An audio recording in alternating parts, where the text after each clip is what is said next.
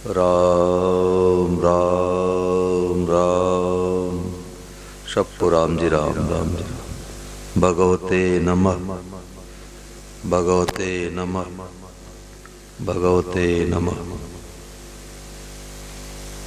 सब लोग सीधे बैठे, आंख खोल के बैठे, नहीं तो नींद आएगी। आज महाराज जी ने बड़ी विलक्षण बातें बताई। एक बात को एक बार स्वीकार करने मात्र से कल्याण हो जाए।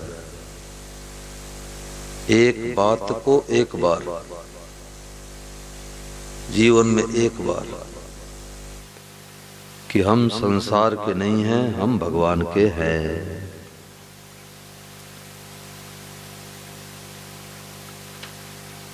तो गलती क्या होती है कि सत्संग के समय तुम स्वीकार कर लेते हैं कि हम भगवान के हैं, और घर पर जाकर के भूल जाते हैं। स्वामी महाराज जी से लोग कहते हैं कि महाराज जी हम ऋषिकेश आते हैं आपके सत्संग में, 5 दिन 15 दिन 10 दिन सत्संग सुनते हैं, तो ऐसा लगता है कि हम भगवान के हो गए। और जब घर पर जाते हैं 2 महीने 3 महीने बीतते बीतते भूल जाते हैं। तो महाराज जी ने कहा कि विवाह के 3 महीने बाद भूल जाते हो क्या भाई, कि मेरे को याद नहीं आ रहा है कि मेरा विवाह हुआ कि नहीं हुआ। तो हम जिस चीज को महत्व देते हैं उस चीज की भूली नहीं होती।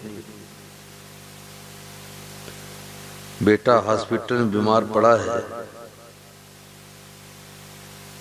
तो उसको भोजन ले आने के लिए भूली हो जाती क्या, कि मैं तो भूल गया, भोजन नहीं पूछाया। हम जिस चीज को महत्व देते हैं वो बात हमारे जीवन में बैठ जाती है, और महत्व नहीं देते तो वो बात जीवन बैठती नहीं। तो महाराज जी ने कहा कि एक बार स्वीकार करके संदेह मत करो, कसौटी मत लगाओ।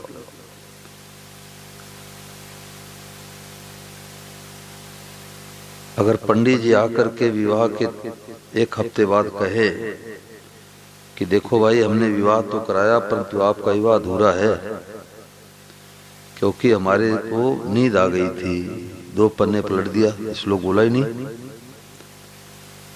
तो भाई लोग क्या कहेंगे कि पंडित जी हलवा सीरा खाओ, लो 100-200 दक्षिणा लो, जाओ अपने घर पर, मेरा विवाह हो गया।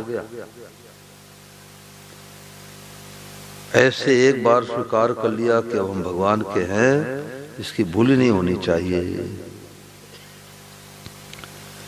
जैसे आप लोगों में से कोई दिल्ली जाओ और दिल्ली में कोई पूछे भाई साहब आप कहाँ से आए, किस गांव से आए हैं, तो याद करना पड़ता है क्या, कि रुको रुको याद करके बताता हूँ, कि जयपुर से आया, कि जोधपुर से आया, कि हरिद्वार से आया। हाँ हाँ याद आ गया, हम तो चुरू जिला के धात्री गांव के रहने वाले हैं। ऐसे याद करना पड़ता है क्या। आंख मलते मलते कहेंगे कि हम धात्री गांव के रहने वाले हैं, चुरू जिला के रहने वाले हैं। कोई आधी रात को पूछे कि आपकी जाति के हो, तो याद करना पड़ता है कि हम जाट हैं, कि अग्रवाल हैं, कि शर्मा हैं, कि वर्मा हैं। आंख मलते मलते कहेंगे कि हम तो शर्मा हैं। तो अपने जाति की भूली नहीं होती, नगर की भूली नहीं होती, विवाह की भूली नहीं होती। ऐसे चौथी बात स्वीकार कर लो, अब हम भगवान के हो गए। महाराज जी 2 उदाहरण देते कि एक बार बंदरों ने किसान के बगीचे में आम खाने के लिए गए, तो किसान लाठी लेकर के दौड़ा, तो बंदरों ने 1-1 2-2 आम लेकर के नदी किनारे आ गए और आपस में मीटिंग करके कहने लग गए कि भाई किसान ने बगीचा लगाया है तो हम लोगों को आम क्यों खाने देगा, तो अपने खुद का बगीचा लगाते हैं। रेखा खींच दिए, कितने में इसका बगीचा, इतने में इसका बगीचा, इतने में इसका बगीचा। अब बंदरों का स्वभाव हर 10 मिनट के बाद उखाड़ के देखते इसमें अंकुर आ रहा है कि नहीं आ रहा है, फिर उसको गाड़ देते।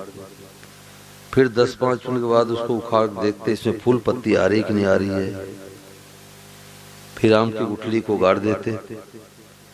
तो 24 घंटे में हजारों बार गाड़ते उखाड़ते रहे। बताओ ये बगीचा तैयार हो जाएगा? नहीं होगा। बगीचा तैयार करना हो तो गुठली को गाड़ दो, खाद दो, पानी दो, सिंचाई करो, भराई करो, बाड़ लगा करके पशु पक्षियों से रक्षा करो, बगीचा तैयार हो जाएगा। दूसरा उदाहरण महाराज जी देते कि राजस्थान में 3 भाई रहा करते थे। तो माँ का शरीर शांत हो गया तो 2 भाई तो कपड़े के व्यापार करते थे और जो छोटा भाई था वो निठल्ला आलसी प्रमादी था, वो कोई काम धंधा करता नहीं था। तो जो कपड़े के व्यापारी दोनों भाई थे उन्होंने सोचा कि देखो अगर हम लोग माँ के अस्थियों को, माँ के फूलों को हरिद्वार छोड़ने के लिए जाऊंगा तो 6 दिन जाने में 6 दिन आने में लगेगा। उस समय गाड़ी मोटर व्यवस्था थी नहीं, पैदल का साधन था। तो छोटे भाई से कहा कि देख भाई तू माँ के अस्थियों को यानी फूलों को हरिद्वार ले आकर के छोड़ा गंगा जी में, और जो क्रियाक्रम में पैसे लगे दोनों भाई लगा देंगे। अब छोटा भाई तैयार हो गया, माँ के अस्थियों को यानी फूलों को लेकर के चला हरिद्वार। तो एक गांव में पहुंचा तो गांव वालों से पूछा देखो जी हम 3 दिन पैदल चल के आए, अब हम कितने दूर आ गए, कितने दूर और जाएंगे तो हरिद्वार पहुंचेंगे। तो जो जानकार थे उन्होंने कहा देखो जी 3 दिन पैदल चल के आप आए हो तो 150 कोस तो आप आ गए, अब 150 कोस और आगे जाओगे तो हरिद्वार पहुंच जाओगे। अब वो आलसी तो था ही, गांव वालों से बोतल लिया, शौच जाने के बहाने गया जंगल और फावड़ा लेकर के गया, बगीचे में गड्ढा खोद के माँ के अस्थियों को वहीं पर गाड़ दिया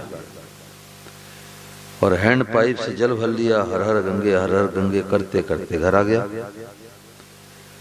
सब भाइयों के ऊपर जल छिड़का, प्रत्येक कमरे में जल छिड़का। तो भाइयों को संदेह हुआ कि लगता है झूठा है, ये आधे दूरी से आ गया। 6 दिन जाने में 6 दिन आने में लगता है 12 दिन, और ये तो 6 दिन में आना जाना दोनों कर लिया। तो जब भाइयों ने पूछा भाई इतने तू जल्दी आया गया कैसे, बोले दौड़ता हुआ गया, दौड़ता हुआ आया। इधर क्या हुआ कि सपने में माँ आई जो मर चुकी थी। वो कपड़े के जो व्यापारी थे उस बेटे के पास सपने में आई और कहने लगे देख बेटा तुम लोग तो पैसे के लोभी हो, दुकान बंद करना चाहते नहीं, और तुम्हारा छोटा भाई आलसी निकम्मा है तो हमारे को 150 कोस पर छोड़ के आ गया, ठेठ हरिद्वार लेने गया। अब दोनों भाइयों ने छोटे भाई को बैठा के पूछने लगे देख भाई सच्ची सच्ची बात बताना, माँ की बात सच्ची कि तुम्हारी बात सच्ची? तू तो कहता है कि माँ के अस्थियों को फूलों को मैं हरिद्वार छोड़ के आया, और माँ सपने में आके कह रही थी कि हमारे को तो 150 कोस पर छोड़ के आ गया, हरिद्वार लेने गया। तो बता तुम्हारी बात सच्ची कि माँ की बात सच्ची? तो छोटा भाई कहने गया करे 150 कोस तो माँ को मैं छोड़ के आ ही गया था, तो जो माँ उल्टे आई 150 कोस कहने के लिए, सुलटे जाती तो हरिद्वार पहुंच जाती। बोलो गंगा मैया की। जो माँ इधर आई 150 कहने के लिए, उधर जाती तो हरिद्वार पहुंच जाती। तो महाराज जी इसका तात्पर्य क्या बताते कि कभी गुस्सा आ जाए तो ये मत सोचो कि अभी हम भगवान के नहीं है हुए, ये 150 को उल्टे जाना है। और सुलटे जाना क्या है कि भाई अब सत्संग हो गया, कथा सुन लिया, अब हम भगवान के हो गए, अब हम झूठ नहीं बोलेंगे, कपट नहीं करेंगे, गाली कैसे निकालेंगे, धोखाधड़ी कैसे देंगे। तो अब उल्टे चलना, उल्टे नहीं चलना है। हरियाणा में घर में बहुत बड़ा आंगन था, वहां सत्संग करा रहा था। तो यही बात चल रही थी। महाराज उदाहरण देते कि जैसे कन्या एक ही रात्रि में बहू बन जाती है विवाह होते, तो अपने को कुंवारी कभी नहीं मानती, और कुंवारी मानती है तो बहू नहीं बनी। अपने को बिन्नी मानती है तो कुंवारी नहीं मानेगी, और कुंवारी मानेगी तो बिन्नी नहीं मानेगी, बहू नहीं मानेगी। एक ही रात्रि में मान्यता बदल गई। ऐसे हमारी मान्यता बदलनी चाहिए कि अब हम भगवान के हो गए, अब हम सांसारिक नहीं है, गृहस्थी नहीं है। ये तो गृहस्थ का रोल खेलने के लिए मिला है।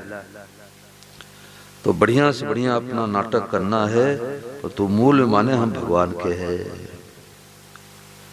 तो कन्या का उदाहरण मैं दे रहा था। तो एक बालिका बोली कि महाराज ये तो हमारे जीवन में घटना घटी। मैं कैसे?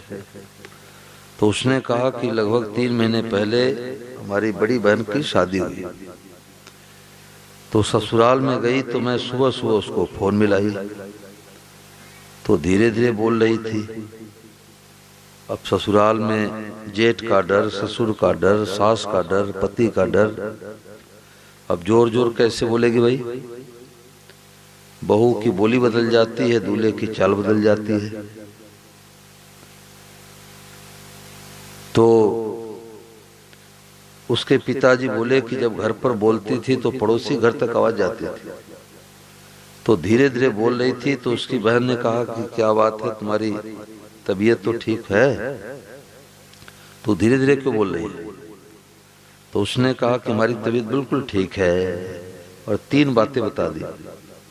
देखो, एक रात्रि में पति संबंध जोड़ते ही, विवाह होते ही 3 बातें आ गई। किसी ने सिखाया नहीं, किसी ने पढ़ाया नहीं। तो उसने पहली बात ये कही कि अब मैं ससुराल में हूं। अब ससुराल में हो तो जोर जोर कैसे बोलो? दूसरी बात कि अब मैं वह कोमल नहीं रही, उसका नाम कोमल है, अब मैं वो कोमल नहीं रही। तीसरी बात कि अब मैं बहू बन गई, बिन्नी बन गई। तो सत्संग इसी का नाम है कि भीतर से हमारी मान्यता बदल दे कि अब हम भगवान के हो गए। जैसे सुरेश नाम का लड़का विद्यालय गया, तो अध्यापक ने कहा कि बेटा तुम्हें आधे घंटे के लिए लक्ष्मण का रोल करना है।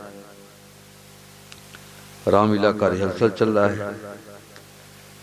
तो सुरेश ने कहा कि गुरुजी आधे घंटे 1 घंटे जितने देर तक कहो मैं लक्ष्मण बन जाता हूं। अब लक्ष्मण बनकर के स्टेज पर मेघनाथ से खूब नोक-झोंक किया। तो जब नीचे उतरा स्टेज से तो उसके मित्र लोग पीठ पर हाथ फेरते हुए कहने लग गए, वाह भाई सुरेश, तूने तो बहुत बढ़िया लक्ष्मण का रोल किया। अब ध्यान देकर सुनना भाई। मित्रों ने कहा कि सुरेश तूने तो बहुत बढ़िया लक्ष्मण का रोल किया। तो सुरेश कहने लगा, सुरेश कौन है? मैं तो लक्ष्मण हूं। मित्र लोग हंसते हुए कहने लगे, यार तू तो सुरेश है, लक्ष्मण बना था आधे घंटे के लिए। अब विचार करो कि स्टेज पर जाकर के कहे कि मैं तो सुरेश हूं, तो नाटक में गड़बड़ी। और स्टेज के नीचे उतर के कहे कि मैं तो लक्ष्मण हूं, तो नाटक में गड़बड़ी। स्टेज के नीचे तो कहे कि हम सुरेश है, और स्टेज पर क्या बोले? बोलो, लक्ष्मण हो। ऐसे हम लोगों को स्टेज मिला हुआ है। किसी को पति का रोल, किसी को पत्नी का रोल, किसी को भाई का रोल, किसी को बहन का रोल, किसी को बेटा बेटी का रोल, किसी गृहस्थी का रोल, किसी को साधु का रोल। ये तो स्वांग नाटक खेलने के लिए मिला है। तो इसमें गलती करे तो गलती, नाटक में गलती करे तो गलती, और नाटक को सच्चा मान ले तो गलती। तो सच्चा मानना नहीं है और गलती करना नहीं है। अब हजारों आदमी आकर के कहे कि तुम भगवान के नहीं हो, उनसे कह दो आपको पता नहीं, जाओ। ब्रह्मा जी आकर के कह दें कि नहीं नहीं तुम भगवान के नहीं हुए, तो ब्रह्मा जी से कह दो आपको भूली होती हो, हमारी भूल नहीं है। और भगवान भी आकर के कहेंगे नहीं तुम भगवान, तुम मेरे नहीं हो, तो भगवान से कह दो प्रभु आपको भूली होती होगी, मेरे को भूल नहीं है, मैं तो आपका ही हूँ। पूत है तो माँ का और कपूत है तो सपूत है तो माँ का, कपूत है तो माँ का। माँ ये नहीं कह सकती है कपूत है तो मेरा पूत नहीं है, मेरा बेटा है। तो स्वामी महाराज ने बड़ी विलक्षण बात बताई कि संसार को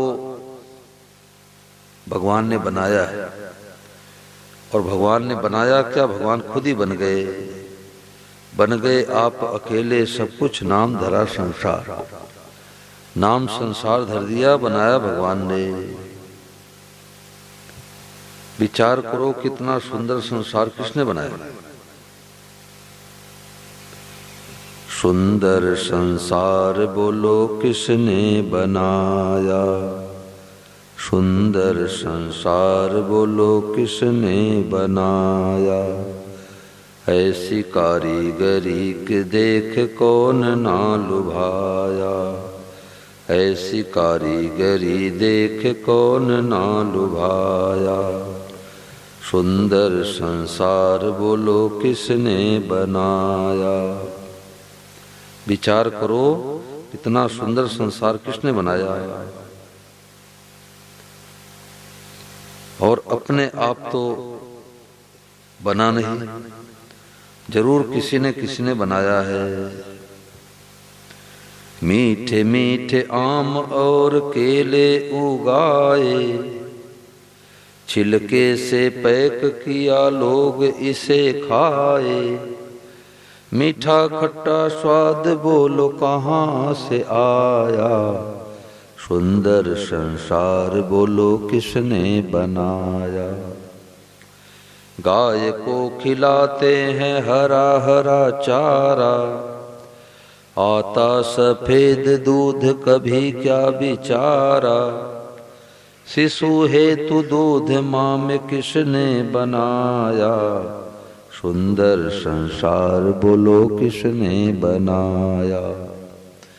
घर में रंग रोशन किया रंग छूट जाए, मोर पंख ऐसा कभी चमक न जाए।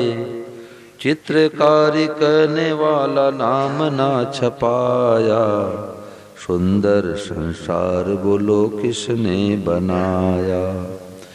बिजली गांव शहर में आई फिर जाएगी, किसी ने सुना क्या आज हवा नहीं आएगी।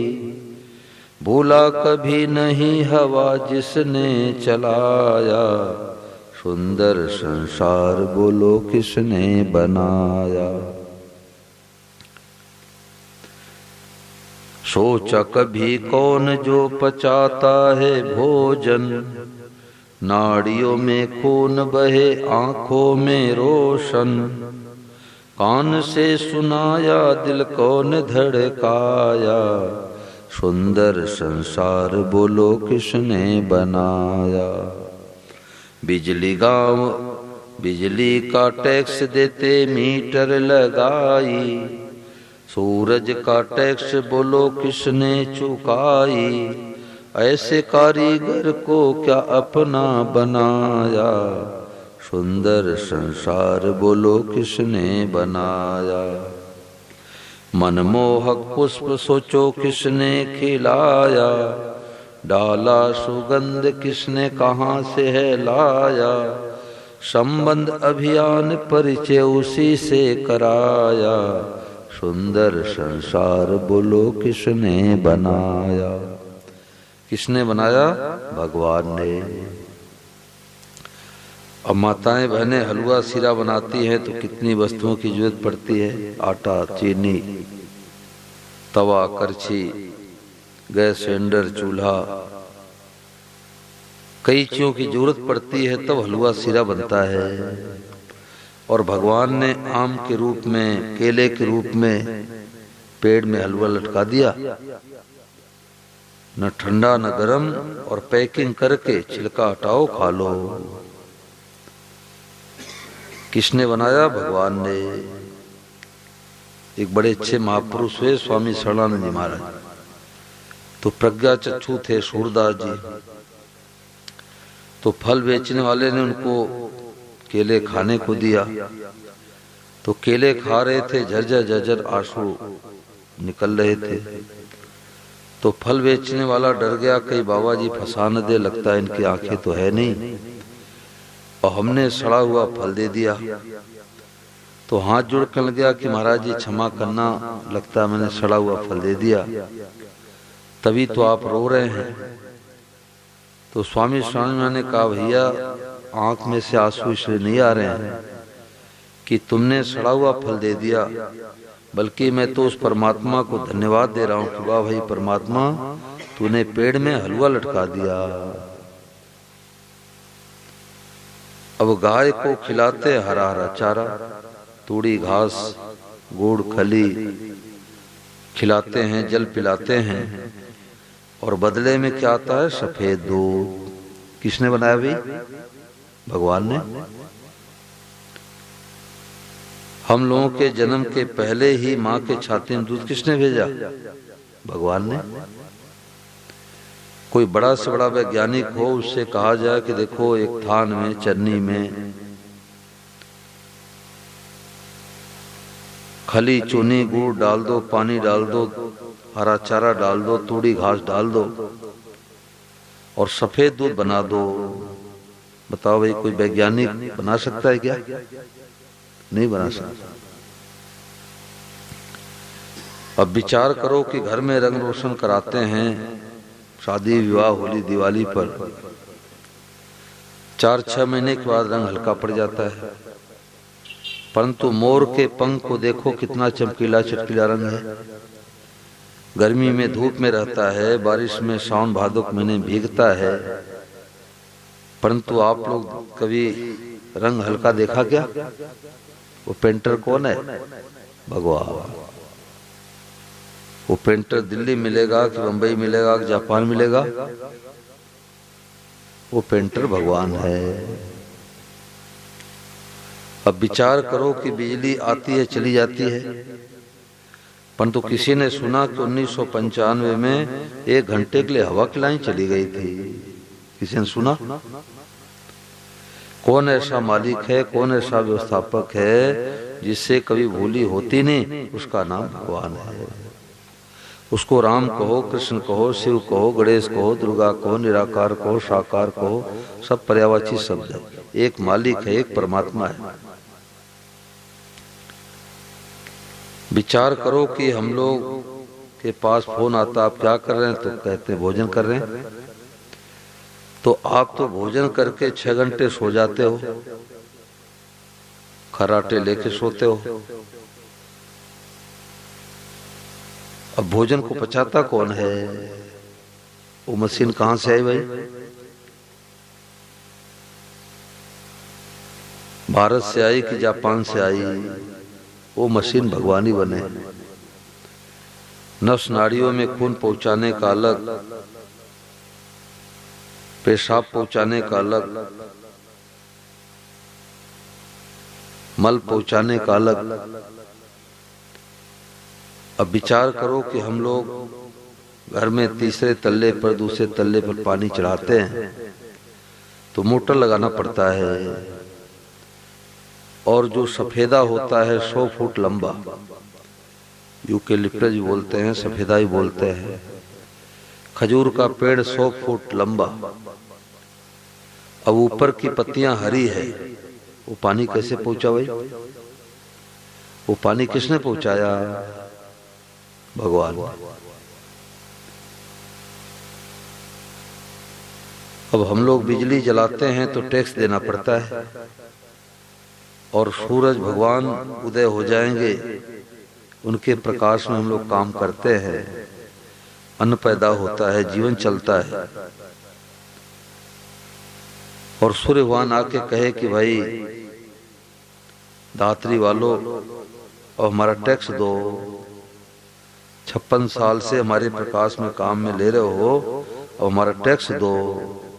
वो लोग कोई सूर्य का टैक्स दे सकता है?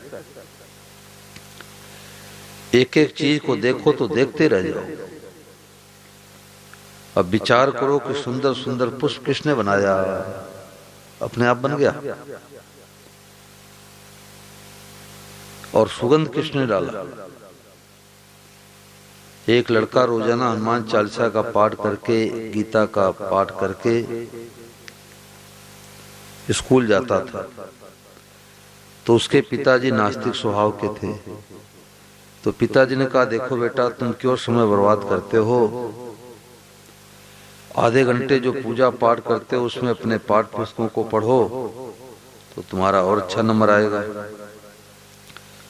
तो उसने कहा कि पिताजी, जिस परमात्मा ने इतना सुंदर संसार बनाया है तो उस परमात्मा को धन्यवाद तो देना चाहिए, अभिवादन करना चाहिए। तो पिताजी नास्तिक स्वभाव के थे। पिताजी का बेटा, कोई भगवान भगवान कुछ नहीं है, ये तो पृथ्वी आग की गोला थी, कई ठंडा होने के बाद वृक्ष हो गया, कई मनुष्य पैदा हो गए, कई पशु पक्षी पैदा हो गए, कई वृक्ष, कई पहाड़, कई नदियां, कई झरने। भगवान भगवान कहीं कुछ नहीं है। तो बेटा बहुत बुद्धिमान था, वो स्कूल में गया और कागज पर ब्रश लेकर के, पेंट लेकर के बढ़िया सीनरी बनाया। वृक्ष, पहाड़, नदियां, झरने, तालाब सुंदर बना दिया और ले आकर के पिताजी कमरे में सीनरी लगा दिया, चित्र लगा दिया। तो पिताजी ने देखा, कहा, अरे बेटा, ये बहुत सुंदर संसार बनाया कागज पर, किसने बनाया?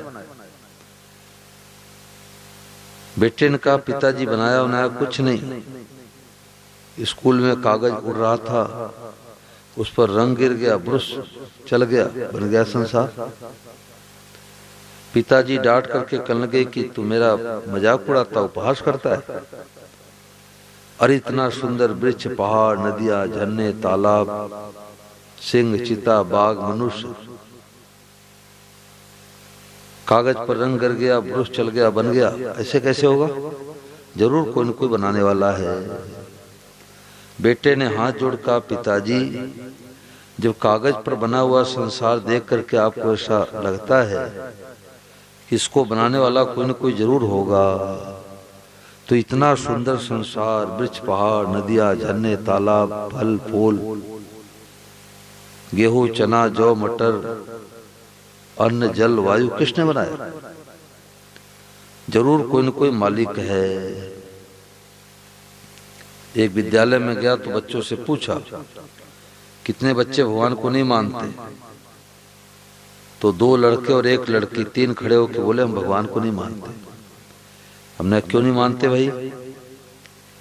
तो उन्होंने कहा कि भगवान दिखाई देते नहीं तो कैसे माने?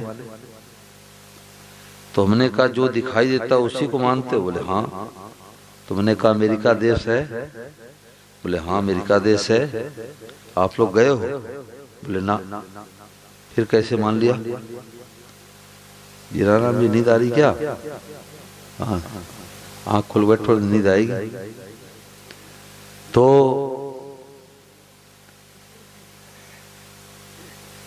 मैंने कहा, अमेरिका देश गए हो क्या? बोले ना। फिर कैसे मान लिया? बोले नक्शा में है इसलिए मान लिया कि अमेरिका देश है।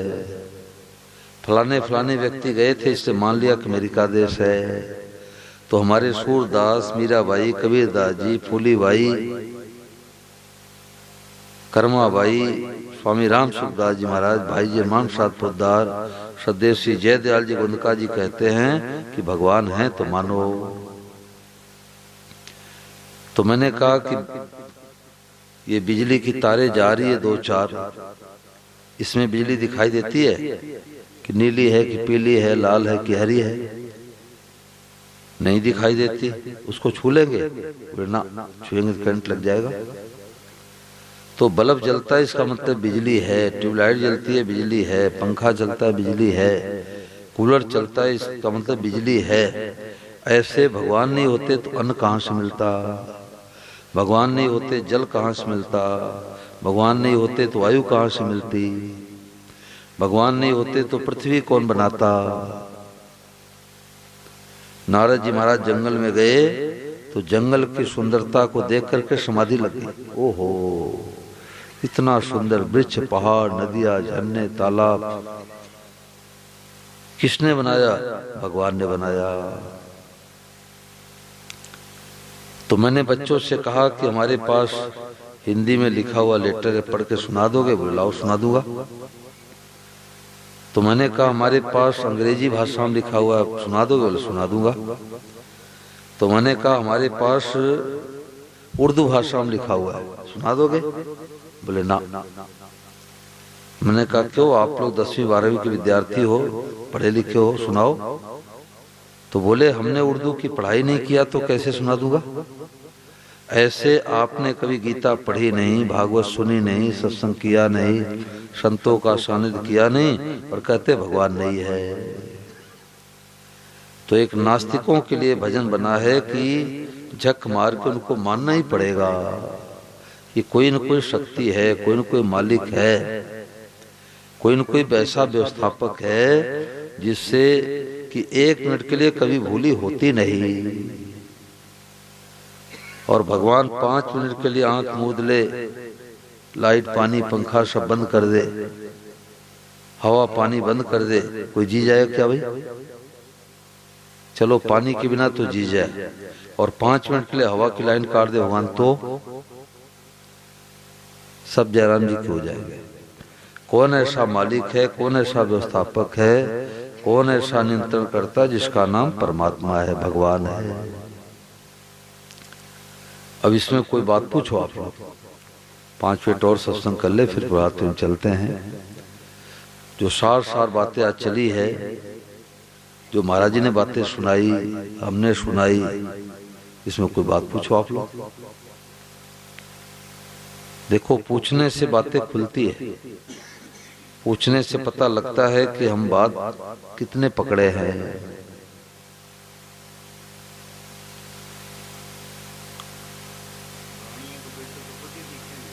हाँ अच्छा, हाँ हाँ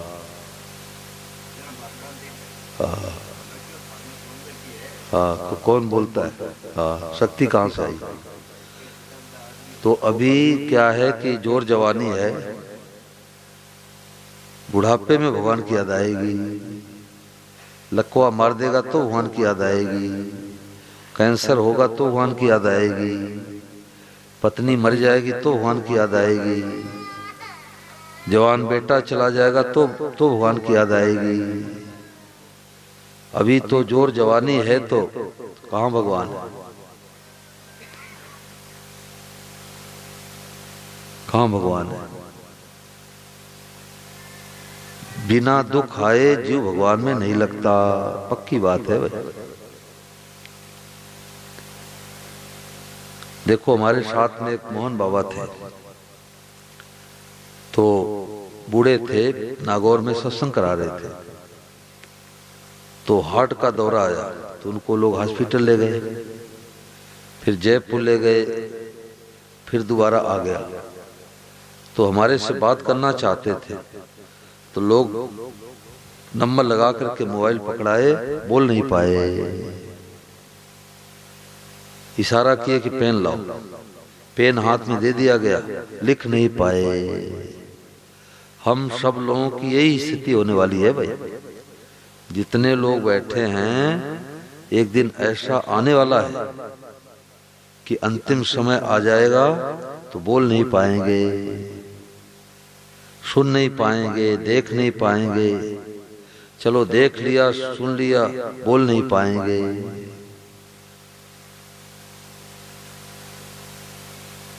लिख नहीं पाएंगे। अभी तो भगवान ने आंखें स्वस्थ दी है, शरीर स्वस्थ दी है, तो अभी तो हम कहते हैं भगवान कहाँ? भगवान की कुछ नहीं है।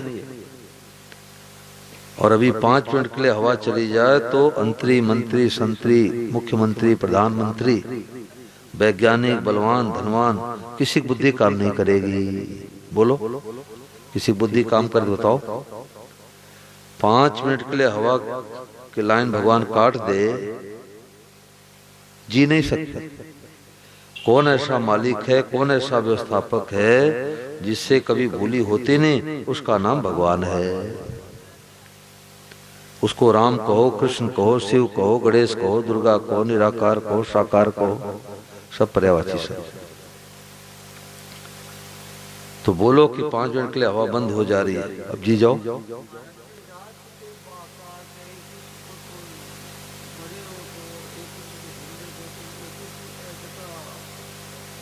यहाँ पूछो, यहाँ पूछो। कल मैंने एक प्रश्न किया था, मैं नई जगह पर जाता हूँ तो बात पूछता हूँ। जैसे माताएं बहनें खिचड़ी चावल बनाती हैं तो पहले तो 1-2 दाने टुटुल के देख लेती थी। आज तो कुकर में सीटी लग जाता है कि चावल पक गया, खिचड़ी हो गई। तो मैं एक बात पूछा करता हूँ, इससे पता लगता है कि हमने सत्संग कितना किया कि नहीं किया। पूरा कागज ही तो नहीं है। कथा कराया, कुल भंडारे की में प्रसाद में रह गए। सत्संग की बातों कितना सुना। तो कल जो हमारे साथ में गए थे वो तो बताएंगे नहीं, नए लोग बताएंगे भाई। मैंने ये पूछा कि एक बूढ़ी कमजोर गौमाता थी, जंगल में चल रही थी और एक कुत्ता गया उसको नोच नोच खाने लग गया। उसके बगल में दूसरी गौमाता मरी पड़ी थी, दूसरा कुत्ता गया उसको नोच नोच खाने लग गया। तो दोनों कुत्तों को कम ज्यादा पाप लगेगा, बराबर लगेगा? ये प्रश्न मैंने किया था। फिर से सुनो, एक कुत्ता है जो जिंदी गाय को नोच नोच खा रहा है और दूसरा कुत्ता मरी गाय को नोच नोच खा रहा है। तो दोनों कुत्तों को कम ज्यादा पाप लगेगा, बराबर लगेगा? बोलो भाई, दात्री वाले बताओ। है?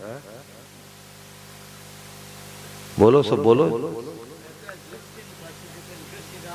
जीवती को लगे। अभी अभी पूरा कागज है, पूरा कागज है।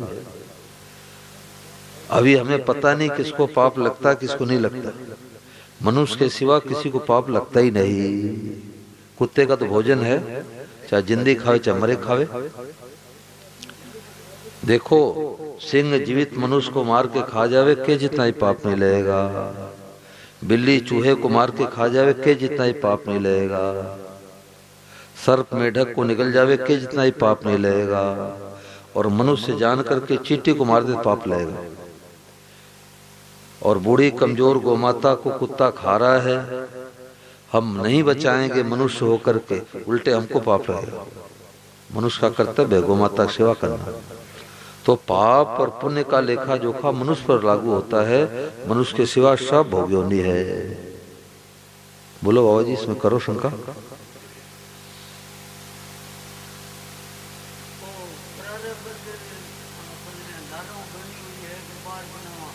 उसमें प्रारब्ध पहले ही रचा है। प्रारब्ध पहले रचा, पीछे रचा शरीर। तुलसी चिंता क्यों करे, भजले सी रघुवीर। प्रारब्ध कहते भाग्य को। तो 3 चीजें माँ के घर में आने के पहले निश्चित हो गई। आयु, जाति, भोग। हमारी आयु कितनी रहेगी, गिनती के श्वास मिले हैं। और की जाति में जन्म लेंगे पहले से निर्धारित है। और भोग का मतलब हमारे कुटुंबी संबंधी धन आदि कितना मिलेगा, पहले से निश्चित है। तो प्रारब्ध हमारे अच्छे कर्म करने से हमारा प्रारब्ध बदल भी जाता है। हमारे भाग में धन नहीं लिखा है, हम गायों की सेवा करते, अनाथों की सेवा करते, दीन दुखियों की सेवा करते, हमारा नया भाग बदल जाएगा, नया भाग्य बन जाएगा। तो दोनों बातें भाग्य के अनुसार मिलता है, और हम पुरुषार्थ करें मनुष्य में आकर के, तुम्हारा भाग्य बदल जाएगा। ये बात, हाँ, भाग बदल जाता है। अच्छे काम करने से भाग बदल जाता है। ये बात। बढ़िया ऐसे प्रश्न किया करो।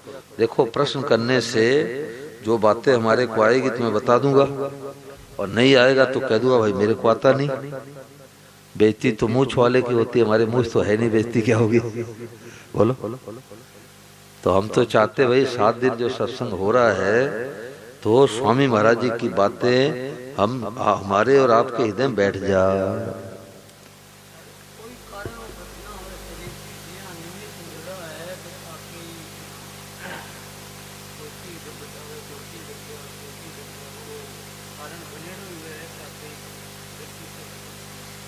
नहीं, कारण बनता है आयु पूरी होने पर। आयु पूरी होते ही कारण बन जाता है। कोई लकवा मार दिया, कैंसर हो गया, एक्सीडेंट हो गया। जो आत्महत्या करते हैं वो तो कारण नहीं बना है।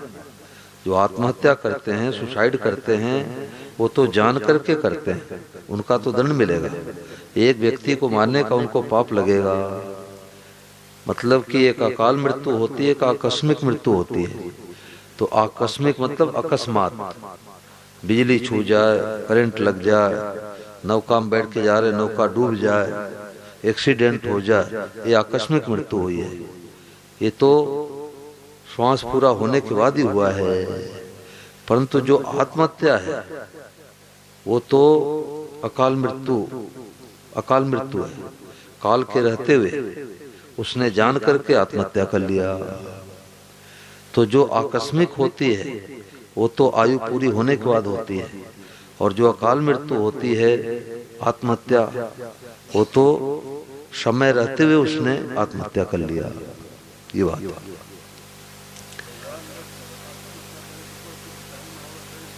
नहीं नहीं नहीं नहीं नहीं नहीं नहीं ऐसा नहीं, वो खुद जान के कर लिया। आयु पूरी नहीं हुई थी और जाकर के कुएं में छलांग लगा दिया। उसको तो एक व्यक्ति को मारने का इतना पाप लगेगा। अकाल नहीं, आकस्मिक, समय आने पर आकस्मिक मृत्यु होती है। और आत्महत्या जो है वो काल मृत्यु है, वो तो समय रहते हुआ है, उसको दंड लगेगा।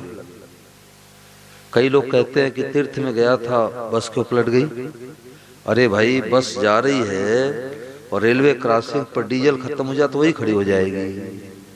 अब कोई कहे कि तो रेलगाड़ी के आने का रास्ता है, यहाँ क्यों खड़ी हो गई, डीजल खत्म हो गया। तो श्वास रूपी डीजल खत्म होते ही, चाहे तीर्थ में रहे, चाहे घर में रहे, चाहे होटल में रहे, चाहे देश में रहे, चाहे विदेश में रहे, जाना पड़ेगा। ये बात